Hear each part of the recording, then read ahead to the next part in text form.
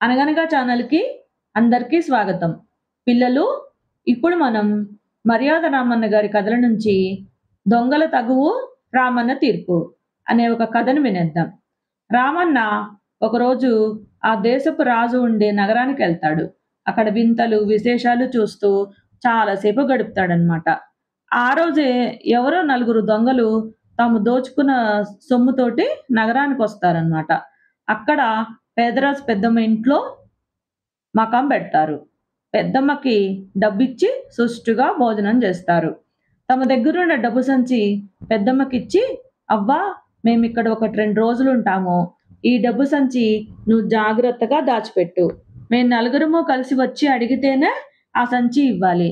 అంతేగాని మాలో ఏ ఒక్కరం వచ్చి అడిగినా ఆ సంచి ఇవ్వకూడదని" చెప్తారు. అలాగే అంటుంది అవ్వ. అలా పేదరాజు పెద్దమ్మతో ఒప్పందం జేసుకొని దొంగలు నగరంలోకి ఎళ్తారు. ఎక్కడెక్కడో తిరిగి మళ్ళీ పేదరాజు పెద్దమ్మ ఇంటికొస్తారనమాట. బయట అరుగు మీద కూర్చొని మాట్లాడుకుంటూ ఉంటారు. అప్పుడు వాళ్లకు కొంత డబ్బు తీసుకుందామని అనుకుంటారనమాట. అప్పుడు నలుగురిలో చిన్నవాడైన ఒక దొంగను పిలిచి, "తమ్ముడు, పూటకూడ పెద్దమ్మ దగ్గరికెళ్ళి మన డబ్బు సంచి తీసుకురా" అని చెప్తారు. ఆ దొంగ గబగబా ఇంట్లోకెళ్ళి డబ్బు సంచి ఇవ్వమని పెద్దమ్మని అడుగుతాడు. అయితే ఆమె సంచి ఇవ్వదు. "నాయనా, నువ్వొక్కడివే వచ్చావు. మీ నలుగురు కలిసి వచ్చి అడిగితేనే గదా సంచి ఇచ్చేది. అది గదా మన ఒప్పందం" అని అంటుంది. అప్పుడు ఆ దొంగ, "అది కాదవ్వా! మా వాళ్ళు ఇంటి ముందు అరుగు మీద కూర్చునున్నారు. నా మాట అబద్ధమేమో నువ్వే వచ్చి చూడు" అని అంటాడు. సరే అని పేదరాజు పెద్దమ్మ ఇంటి లోపల నుంచే వాకిట్లోకొచ్చి బయట అరుగు మీద కూర్చున్న ముగ్గురు దొంగలను చూసి, "ఏమయ్యా, మరి సంచి అడుగుతున్నాడు, ఇవ్వమంటారా" అని అడుగుతుంది. అడగంగానే, "అవునవ్వా! ఇవ్వు" అని అంటారు. సరే అని ఇంక గబగబా లోపలికెళ్ళి భోషాణంలో దాచి ఉంచిన డబ్బు సంచి తీసుకొచ్చి ఆ దొంగకిస్తుంది. సందు దొరికింది గదా అని ఆ దొంగ సంచి చక్కగా తీసుకొని చడీ చప్పుడు గాకుండా బయట ఉన్న ముగ్గురు దొంగల కంటపడకుండా పారిపోతాడు. డబ్బు సంచి తెస్తాను ఇంట్లోకి వెళ్ళిన దొంగ ఇంకెంతసేపటికి రాకపోయేసరికి దొంగకి అనుమానం కలుగుతుంది. ఇంట్లోకెళ్తారనమాట. వెళ్ళి అవ్వనడుగుతారు. అవ్వ జరిగిన సంగతంతా చెప్తుంది. డబ్బు సంచి తీసుకొని పోయి చాలా సేపయిందని చెప్తుందనమాట. తమలో నాలుగో వాడైన చిన్న దొంగ మోసంతో డబ్బు కాజేశాడని తెలుసుకొని ముగ్గురు దొంగలు ఇంక ముసలమ్మ మీద విరుచుకుపడతారు. "అదంతా మాకు తెలీదు. మేం నలుగురం వచ్చి అడిగినప్పుడే నువ్వు డబ్బు సంచి ఇవ్వమని నీతో మా ఒప్పందం. నీవిప్పుడు మాట తప్పావు. ఆ సంచిలో 1000 వరహాలున్నాయి.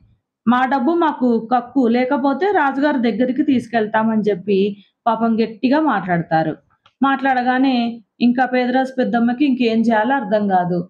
ఇంకా, "బాబు, నా దగ్గర అంత డబ్బు లేదు. నేను ఇచ్చేసాను అతనికి, మీరే చెప్పారు గదా" అని అంటుందనమాట.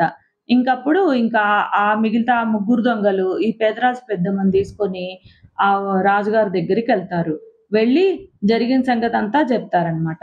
చెప్పగానే ఇంక రాజుగారు ఏం చేస్తారంటే, పేదరాజు పెద్దమ్మదే తప్పు, ఆమెనే ఆ డబ్బు ఈ ముగ్గురికి ఇవ్వాలని తీర్పు చెప్తాడు.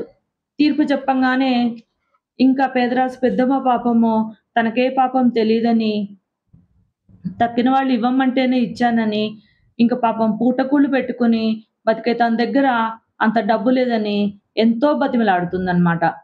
అయినా ఇంక రాజుగారు తీర్పు అలానే చెప్తారు. చెప్పంగానే ఇదంతా చూస్తున్న ఈ మర్యాద రామన్న, "ఇది సరైన తీర్పు కాదని" అంటాడు. అనగానే రాజుగారు మర్యాద రామన్నని పిలుస్తారు.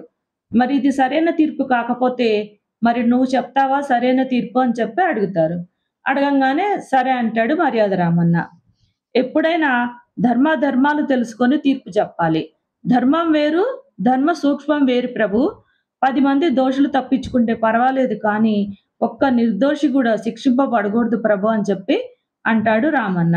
సరే, మరి నువ్వే తీర్పు చెప్పు అని చెప్తారనమాట. చెప్పగానే ఇంకా అందరూ అక్కడ జనమొస్తారు. మర్యాద రామన్న ఏం తీర్పు చెప్తాడో అని ఆతృతతో చూస్తూ ఉంటారనమాట. అప్పుడు రామన్న దొంగల వైపు తిరిగి, "చూడండి, మీరు పేదరాజు పెద్దమ్మ దగ్గర 1000 వరహాల డబ్బు సంచి దాచిపెట్టింది నిజమే. కానీ మీరు నలుగురు ఏకమై వచ్చినప్పుడు కదా ఆ సంచి ఇవ్వాలని ఒప్పందం. ఇప్పుడు మీరు ముగ్గురే ఉన్నారు. అలాంటప్పుడు ఎలా ఇస్తుంది డబ్బు సంచి? నలుగురు కలిసి రండి. అప్పుడు పెద్దమ్మ మీకు ఆ డబ్బు ఇస్తుంది. అప్పటి వరకు పెద్దమ్మ మీకు డబ్బు ఇవ్వాల్సిన అవసరం లేదు అని తీర్పు చెప్తాడు. చెప్పగానే ఇంకందరూ చప్పట్లు కొడతారనమాట. రాజుగారు గూడా ఈ తీర్పు సరైన తీర్పు అని చెప్పి చెప్తారు. ఇంకప్పుడు న్యాయం చెప్పడానికి న్యాయాధికారిగా మర్యాద రామన్ననక్కడ నియమిస్తారనమాట. చూసారా పిల్లలు? తన సూక్ష్మ బుద్ధితోటి, తెలివితేటలతోటి పాపం ఆ పేదరాజు పెద్దమ్మకి న్యాయం చేశాడు గదా! కథ కంచికి మనం ఇంటికి.